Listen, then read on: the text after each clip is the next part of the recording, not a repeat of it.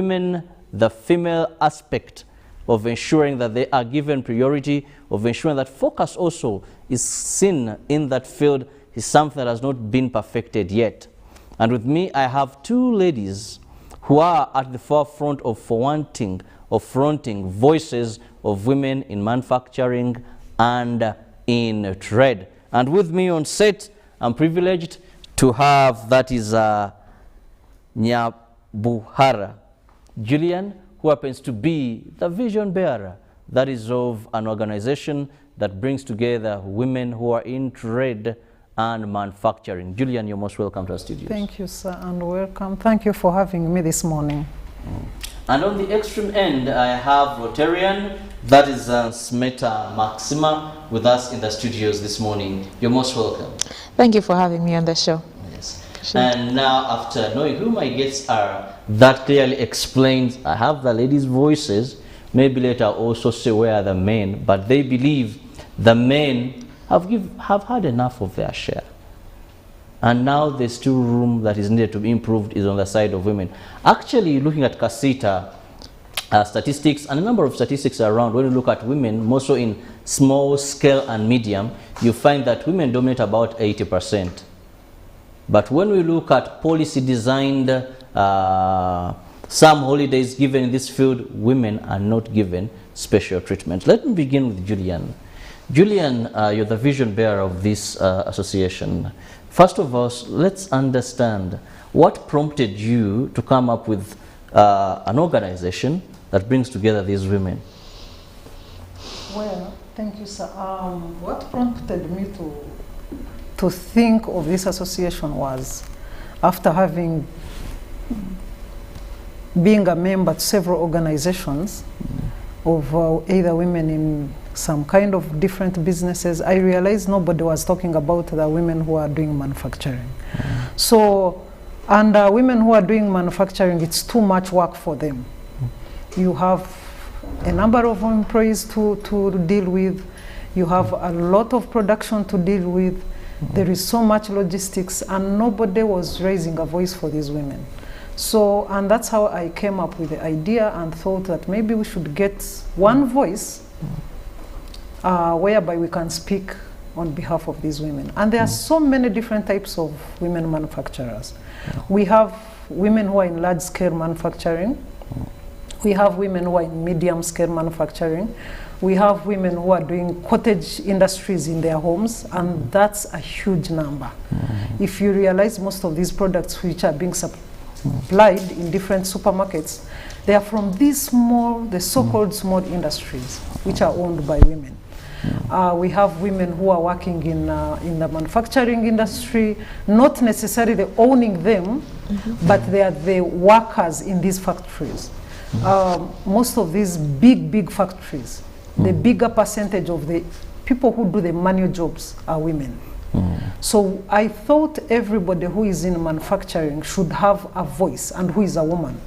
And then the reason we encrypted in trade is that in most cases, if you're a manufacturer, in the chain, in the process, you'll have a trader along the way.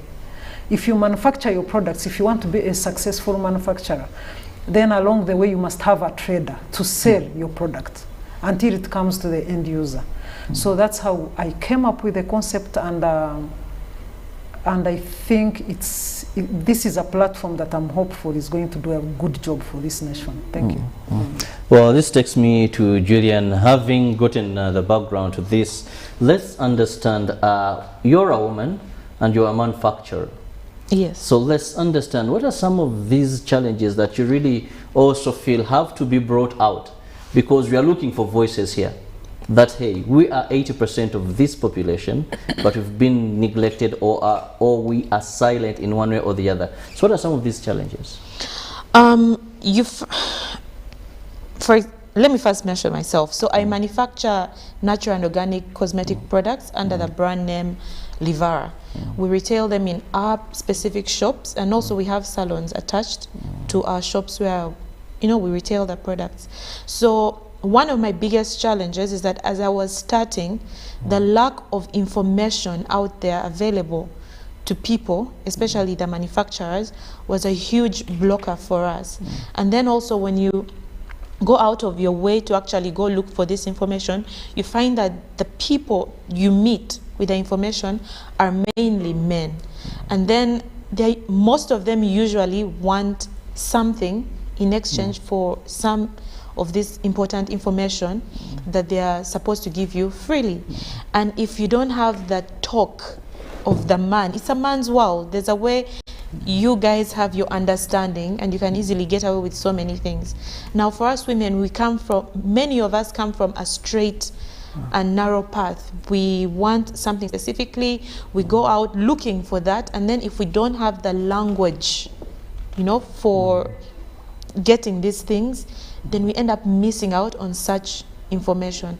Typical example, I'm in the process of looking for manufacturing land in Namave, for example. Before the process was changed to where it is right now, there were lots of hurdles in getting just someone to talk to and guide me on how to go about the process.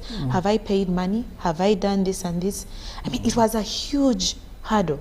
Right now, I'm very grateful that the system is changing and has changed considerably, but they can do more. Right?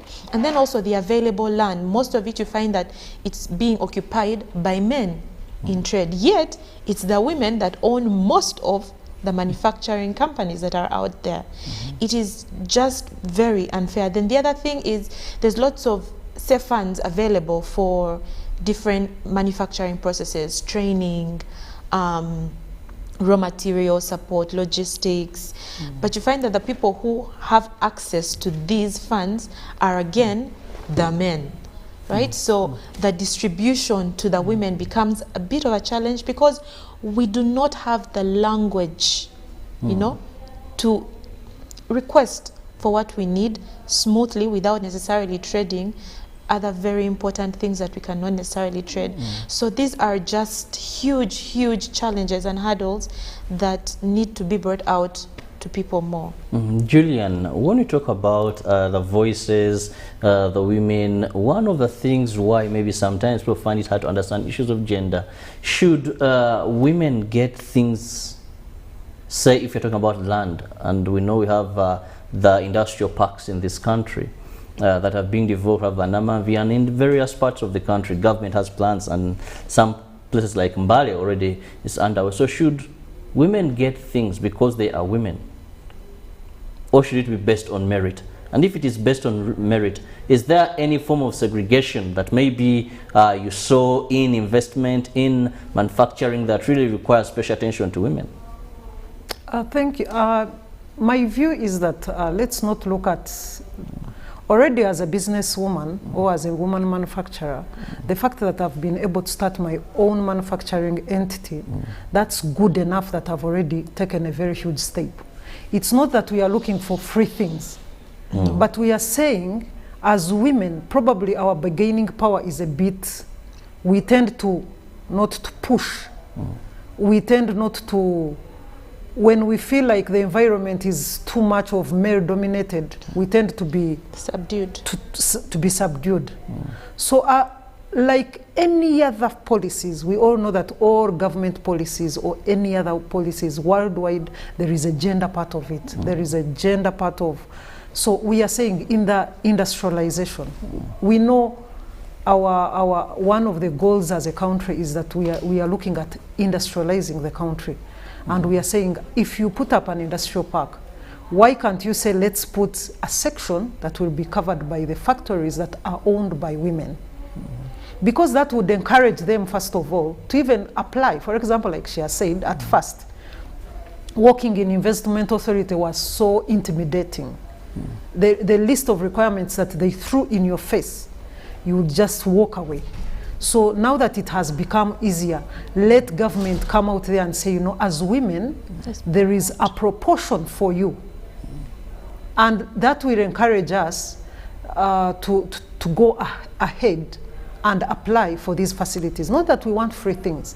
We are ready to take up the process, go through the requirements, but then let it be a government policy like any other. Because we know in ministries, in parastatals, there is the gender issue, there is the minority issue. So why can't it come in the industrialization and in the manufacturing sector? We are simply looking for a platform. We've already created a platform for ourselves, but we are simply saying, let government come in and intervene and say, if there is allocation of an industry for production, there should be some sort of provision for women, for one reason or the other. When we talk about women more so in SMEs, we find that this is the informal sector. And of course, Uganda's informal sector has had a number of challenges, right from saving culture, sometimes literacy levels, and this in one way or the other has been worse when it comes to the women. You must accept, where you find that many of these, say, that are in the cottage industry, you find she's working from home, maybe the husband in one way or the other also has an implication on her profits and all this. So how are you planning to ensure that you help such women? Because for me, I consider them as already vulnerable, trying to make ends meet, but in a world that has a lot of things that hinder them from moving ahead. So how are you planning to ensure that you empower these people, even to be meaningful to these platforms that you're putting in place? I'm going to give you two specific examples. In northern Uganda, northeastern Uganda, we have about 2,000 farmers that we work with to get our shea nuts. You find that the shea nuts are shed once a year in a particular season, but the people collecting the nuts are women and children. Now the thing is, these women and children collect the nuts and then sell them to us, the buyers. However, it is the man that receives the money, spends it either on alcohol or something else, and will most likely abuse the woman in case she comes out asking for money for things that are very fundamental to their being, things like food and the rest. Yes, it's a more primitive culture of doing things, but that is what is on ground, right? So it's these women that are actually working hard to support the family, but they don't have a say in running the finances of themselves. And then also, when we want to approach these women, we find that we have to go through the LC system, the chairman, right? I have not found an LC1 chairperson that is a woman. To access these women who supply us with these raw materials that we need, we have to pass through the men, yet it's not the men doing the work to provide us with the nuts. So it's just an imbalance that does not support the women. The other example is in my workplace, my company, we employ over 64 people, but you find that 80%, about 53 people, are women. So we've taken the extra step. Do we have maternity leave? Yes, we have maternity leave.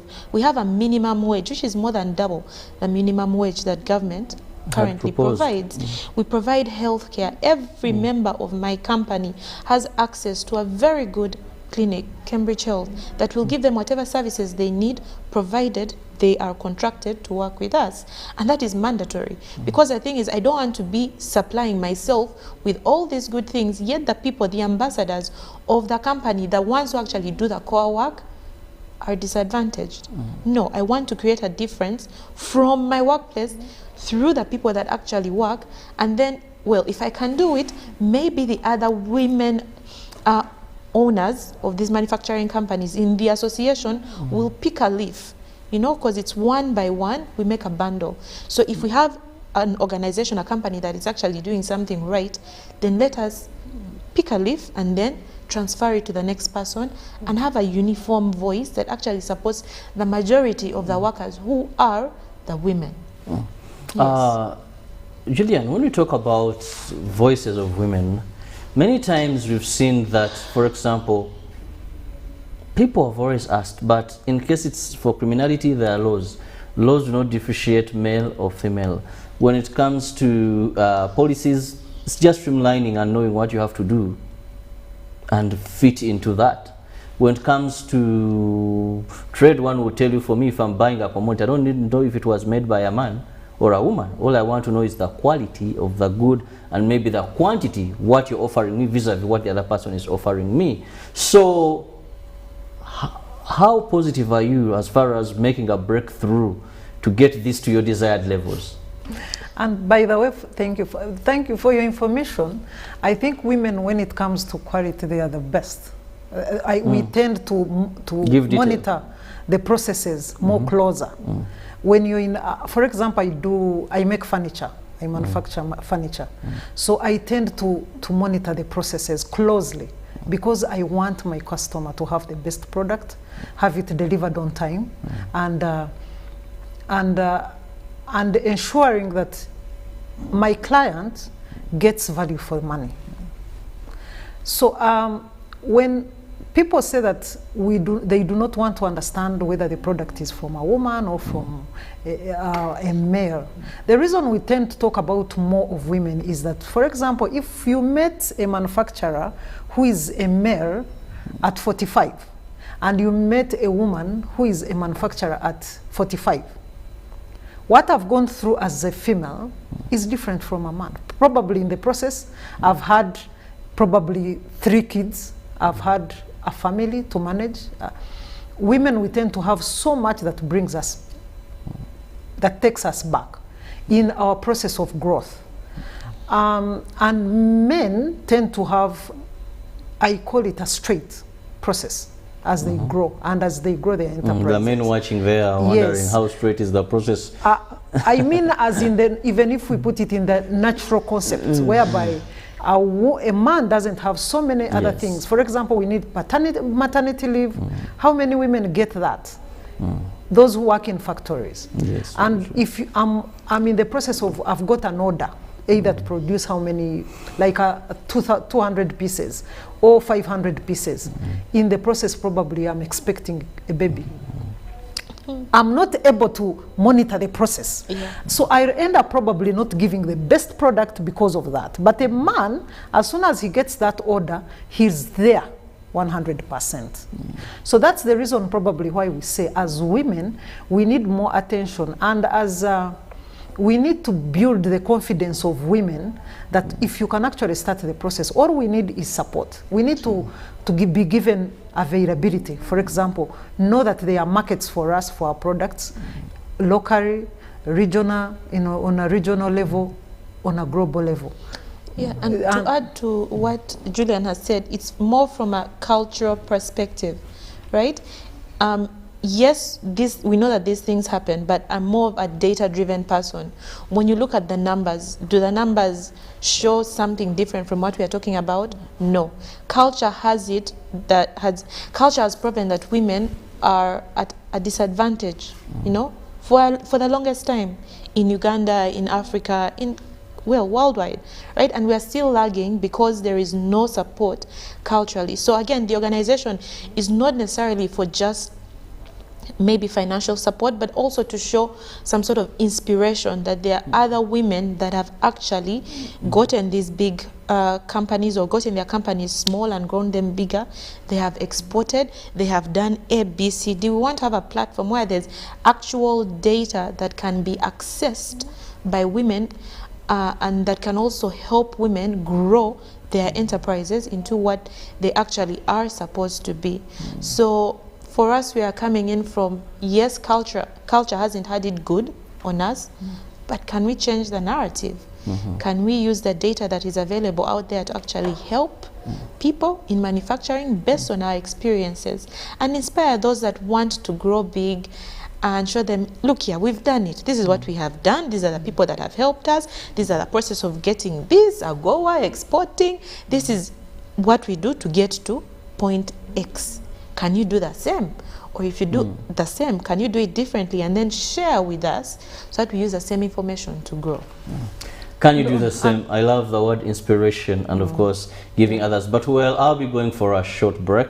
And when I return, my guests and I will be discussing more when it comes to empowering women, that is in manufacturing and of course in trade, because the two move together. We will better understand what are these voices. How can you be part of this noble cause? You're a woman there, and of course what you went through maybe to get to the top of where you are, it's all not been easy. So they're saying, can we come together, have a voice, share ideas, and see how best we can move on with the voice of women being also there included in policies, in key decision making, and we see that yes, we all have abilities, but due to the vulnerability of ladies sometimes, therefore they require a special voice. Let's return.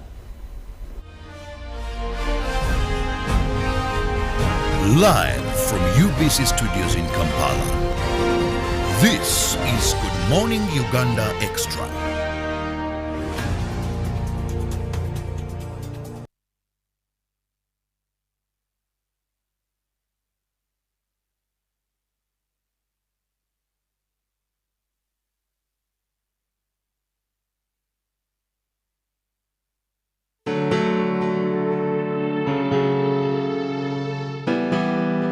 Today, we bring to you a talk show discussing the tenets and the imperatives of what is happening today in the country towards realizing a scalable, competitive, and sustainable mobility industry value chain in Uganda, producing over 500,000 vehicles with 65% localization by 2030.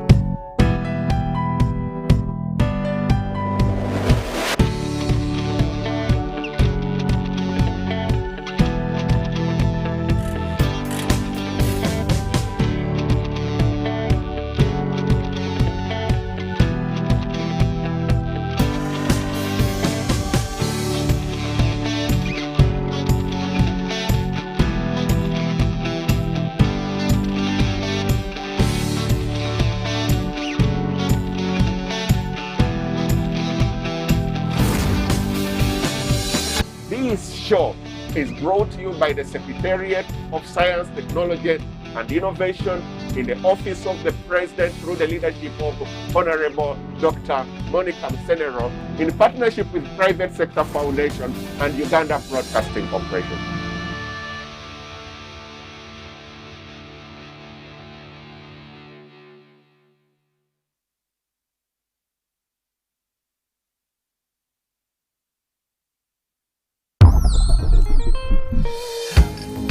Welcome to the home of our stars.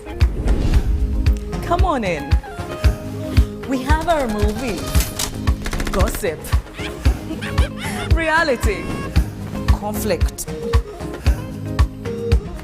tulinane comedy. Basirebu baffe bonna live right here, because no matter where you go, this is the home of our stars. This year, as Power Magic Mix 3, we are delighted to invite you to see, experience, and celebrate with us. Power Magic, the home of our stars. Multi-choice event. Live from UBC Studios in Kampala, this is Good Morning Uganda Extra.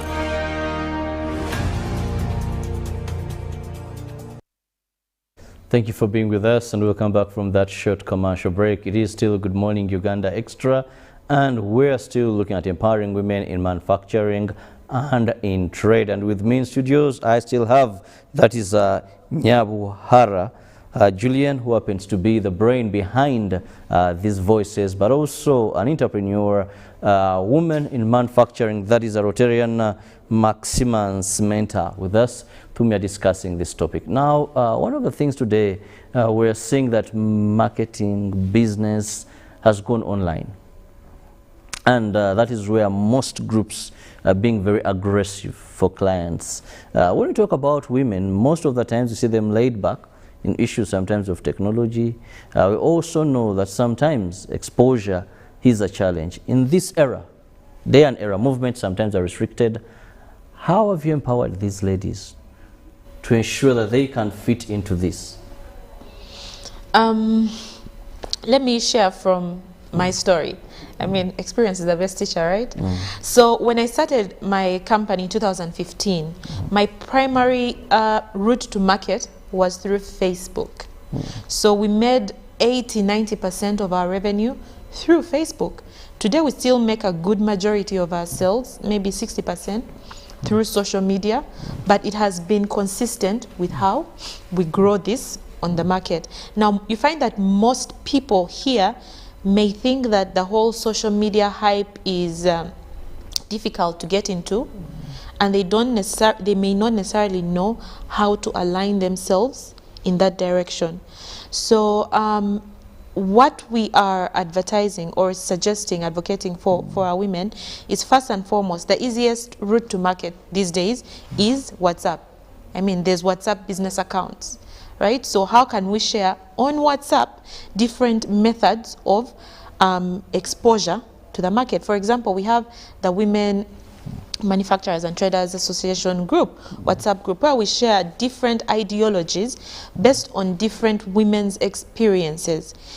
And we encourage other women to actually do the same.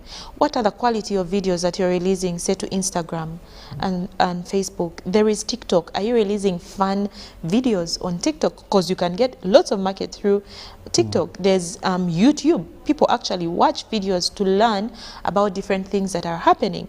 But many people may be scared or may not be aware that these markets actually exist. So you find that in our WhatsApp group, we share this information. We share tips on how to do these various different things. Yes, Facebook may be blocked here, but then there are other avenues of social media marketing, which is very cheap, very affordable, and actually has a wider reach out there. So again, social media marketing, route to market, it's mainly based through our experience and sharing our experiences, and using simple platforms of communication that women can get out there and share their experiences. We have a WhatsApp group, I think. Yes, we have a WhatsApp group with a different WhatsApp number. I was invited via a link. So yes, join and learn. Right? Julian, let's understand women watching us out. They feel really, I know some are concerned, and they would like to be part of this. What is your methodology of ensuring that these voices can be heard? How are you planning to roll out this to make it all inclusive for those who desire to be? Well, we are already out. This was put together during the lockdown. So we've not had a chance to roll out and be visible so much, but we've tried to utilize the social media handles that we've gotten to. For example, we have different WhatsApp groups, several of them, and then we have a Facebook page. We have a Twitter handle. So we are trying to get members. We are getting onto Telegram. So that's how, but with time, we are trying to ensure we are giving ourselves timelines to make sure that by the end of probably 6 months, 8 months, we are out there, and this is one of the ways also. So we are encouraging women out there that there is a voice for you. You can look out for us, Uganda Women in Trade and Manufacturing. We are on social media. If you Google us, you can also always get us. There are details, there are contacts. So, and we are trying to grow ourselves. But in the process, the whole focus is that in this process, we want to grow our markets. And that's where we want government to come in and ensure that our markets grow and create more markets for our products. We want to make sure that if government could build an incubation center for women manufacturers, especially those who are still doing small manufacturing. We are so grateful to Uganda Industrial Research Institute. By the way, I think the biggest number of women manufacturers who are up there and doing some good job have been incubated by Uganda Industrial Research Institute. That's one thing that I need to point out. It's doing a good job for women. A big number of women are doing some bit of processing using Uganda Industrial Research Institute. Yes, I myself incubated, and I started with Uganda Industrial Research Institute. They have they also have a majority number of women who are actually assisting other fellow manufacturers to uplift their ideas and make them marketable. So URI has all these processes, structures in place, and they do not eliminate or exclude women from applying. They're very inclusive will come in, and I have several fellow manufacturers, Rusia Ori bags, myself. There's people who have done bacon, there's Bella, Bella wine. I know Bella, Oh my yes. God, we are so many, and Yuri has nurtured us and grown us. So, for example, how Cabinet can come in, increase funding for Yuri, for example, make it a bigger place, right? Do not cut down on their budgets. Pump them up with money and funds and ensure that they grow to help women, because they're actually doing the work, right? Assist them set up other incubation zones, nationwide, and let them encourage women to actually come in and complete the process of incubation. So yes, government is doing something, but can we do more? Can we do better by ourselves? UIA, get on board, encourage women to come and get some land in the land allocated for manufacturers. Do not do not exclude them. Bring them in and allocate.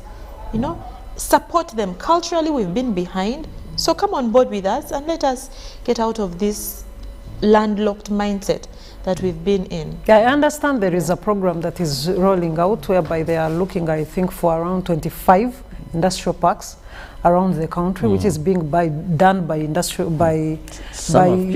Uganda Investment Authority. So it would be nice, and it would be very nice to have women on board and ensure that there is some part that is given to women, and women are facilitated. Infrastructure development, you could also give women land, but do they have capacity to develop these factories? Do they have the capacity to do that? And that's where we come in with the issue of funding. Most women have issues. When you're setting up a factory, it's a capital-based enterprise.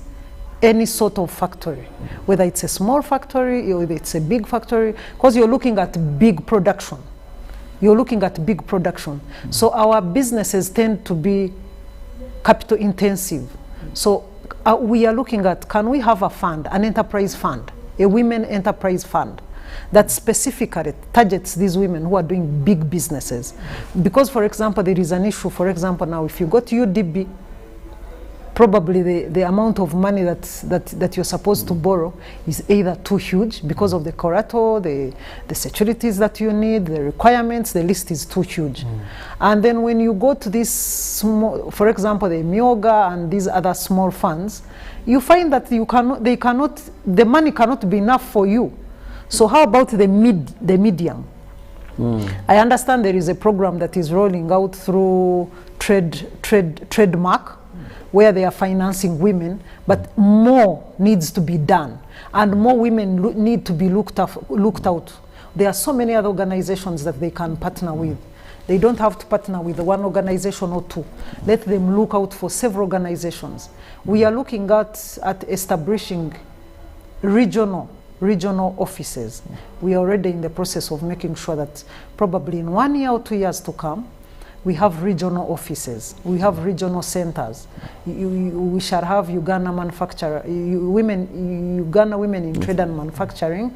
We have in these upcoming cities, the cities that have been established. So we intend to put regional offices where women don't have to come to Kampala for them to be helped by us. They can have their different structures where they are, and they can establish their own offices and be helped from there. And that's where these government entities, local government can come in and work, establish a relationship with these women using this organization. Well, it is all about finding more space for the ladies in manufacturing and, of course, trade. Like we earlier said, these dominate these fields. However, their voices have not been heard sufficiently enough to cause the rapid change they are looking for. Any country wants to develop, you must look at the women, because it is the women that are usually the mothers, and there's a rotational cycle. A child coming from a less empowered mother has a connection to the kind of child this child would be. So this is not because I have the ladies on set, but this is because it is the reality, and when they come out and mention that either at policy level or decision level, they should be included. But when we talk about the women more so, for me, I'm not so much concerned about those that have made it, that are in big manufacturing. I'm so into which I believe they're the majority, the SMEs, you find that there's also a challenge of property, of ownership of property. That is like you talked about the shea nuts, but the man who said this is my land and I paid bride price. When it comes to a home, even if she has a cottage industry in one's garage, the man who said I'm entitled. This is my garage yange. Then also there's also, and that goes with the illiteracy level, that even when we talk about knowing the laws, coming together, how best can we overcome this stumbling block to the female flock, mostly in manufacturing and business? It's an empowerment game, that one, right? Women have come from a background of cultural unfairness, right? Mainly, like you had mentioned before, it's a lack of exposure and a lack of empowerment. You'd be surprised how many literate women today still go ahead and give men power over their property because the man has said, I cannot do this. Like, there's a whole imbalance of roles happening. But as these children, these ladies are growing up, can we encourage them to actually own property, co-own the property before they get married? Marriage is a partnership. Can we encourage them and give them, give them guidance into the right language to use when fronting this co-ownership, these co-ownership decisions? Can we empower them on how to communicate well with their partners, on how to, front their businesses and get the partners on board as well? Because again, yes, we are looking out for women, but we also understand that it's a family issue many times. And if the whole family is not on board, you'll find that there's so many stumbling blocks.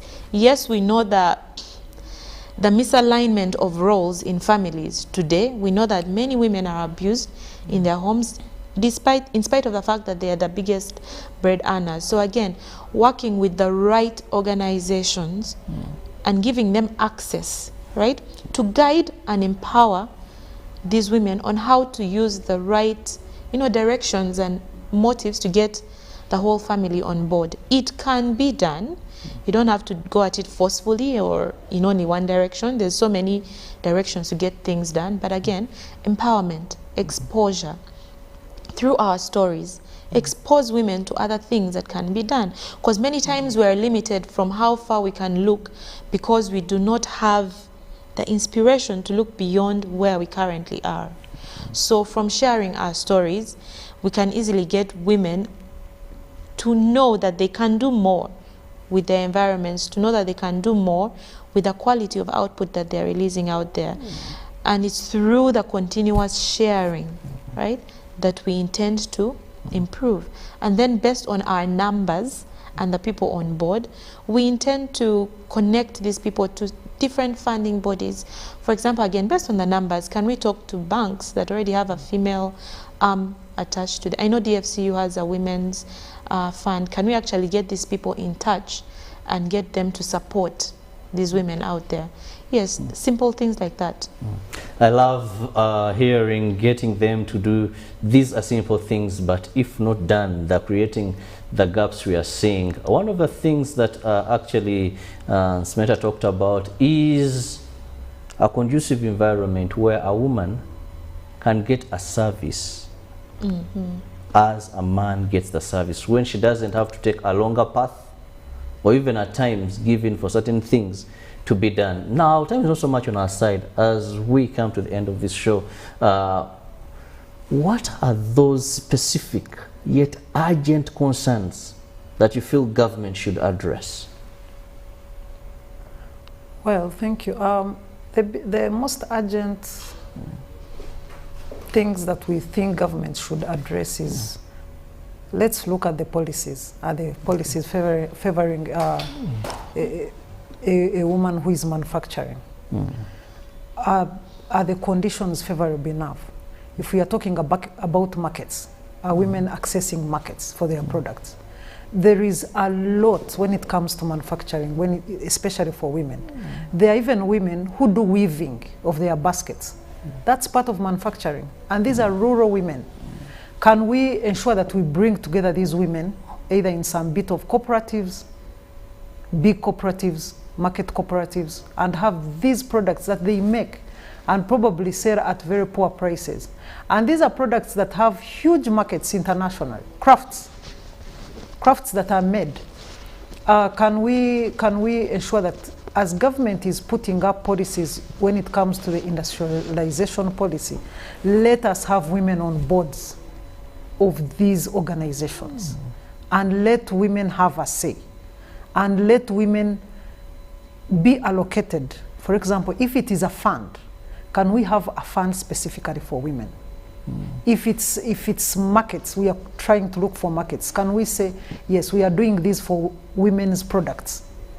If we are talking about, let's say, policies, even legal policies, courts, as you grow as a businesswoman, we tend to have these issues, let's say legal issues. And that's where women tend to withdraw. We are scared of that. As women and manufacturing, we are part and parcel, by the way, even naturally. When you're giving birth, you're sort of bringing a product out there. So that's why women easily tend to relate with manufacturing. You're producing a product from nothing. From nothing. You're adding value from something and adding it up and creating something. So for us as women, we tend to relate so much to manufacturing because you're either bringing up a child and looking at your child grow. You're producing a product from nothing and seeing this product on the market. That warms our hearts as women. So I think if we got a lot of support from government in the different sectors, the sky is the limit for women. So we call upon government that we need a seat on the table. We need a seat on the table. When you're talking about industrialization, women are part and parcel in so many processes. Women are the ones, the majority working in these thousands of factories. They are the ones doing the most manual jobs. We need women to sit on the table and say, look here, if women are producing wine, if women are producing maybe consumer goods, some are even indirectly working in these factories as family members, either wives to the male-dominated factories, owned factories. They are working as wives, as managers, they are working as daughters in these big factories. So we are saying, as we sit on the table and as a focus of government, which is industrialization, we are saying a woman needs a seat on the table.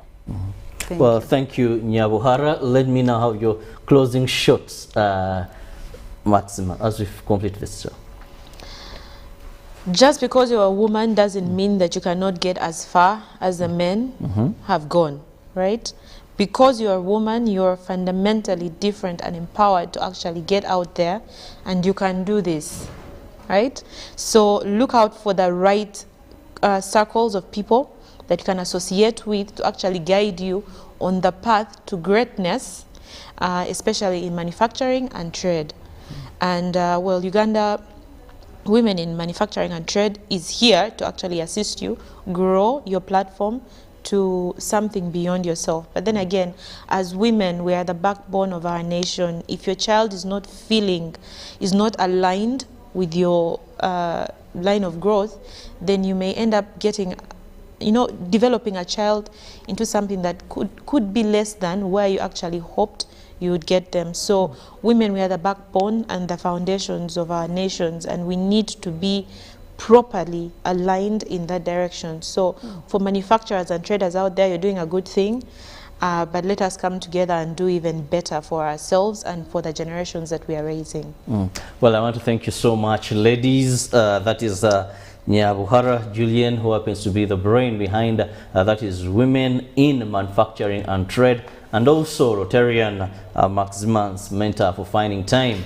Very important is women need space. Women need to have equal opportunities available to them as they carry out their work in the field of trade, more so manufacturing. We believe for any nation to prosper, we must factor in the issue of women putting them at the forefront because of the differences we have in our cultures that for a long time have created that vulnerability of the female flock in our country.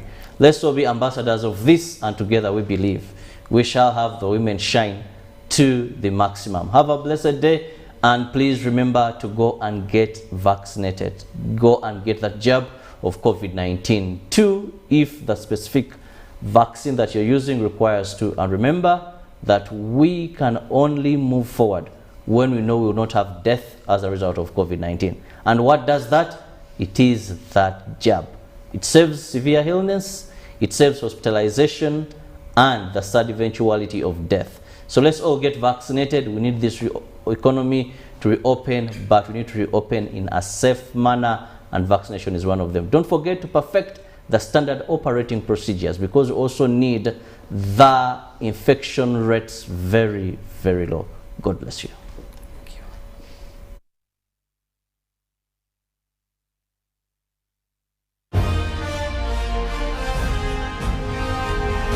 Live from UBC Studios in Kampala, this is Good Morning Uganda.